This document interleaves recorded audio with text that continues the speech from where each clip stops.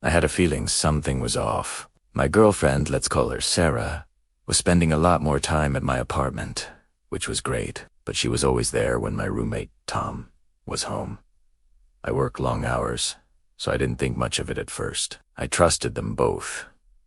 Big mistake. One day, I came home early from work because I was feeling sick. The apartment was quiet. It's quiet. I walked towards my bedroom, and that's when I heard it. Giggling. And not the friendly kind. It was coming from Tom's room. My heart sank. I knew what I was going to find, but I had to see it for myself. I quietly opened Tom's door, and there they were, Sarah and Tom, in his bed. The shock was like a physical blow. I didn't yell.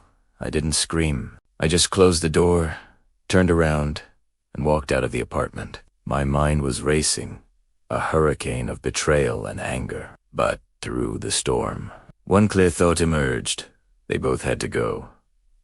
Now, I went to a coffee shop and pulled out my laptop. First, I checked our lease agreement. Tom was on a month-to-month sublease from me, and our contract had a clear clause about behavior that disrupts the living environment. I'd say this qualified. I drafted an official 30-day eviction notice for him, right then and there. But 30 days felt too long. They didn't deserve that courtesy. I then looked up local tenant laws and found a loophole for immediate eviction based on a breach of an unwritten code of conduct. Perfect. I went back to the apartment. They were still in the room, oblivious. I knocked on the door. Tom, Sarah, you have 1 hour to pack your things and get out of my apartment. Silence.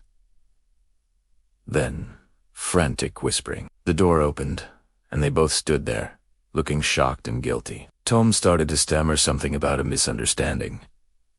I just held up my hand. No, I understand perfectly. You have 1 hour. I then turned to Sarah, my voice colder than ice. We're done. Leave your key on the counter.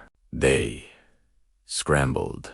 It was a chaotic hour of them throwing their stuff into bags. I just sat on the couch, watching, completely numb. Sarah tried to cry and apologize, but I just looked right through her. When they were finally gone, the apartment was silent again. But this time it was a peaceful silence. It was the best decision I ever made. Don't ever let someone disrespect you in your own home.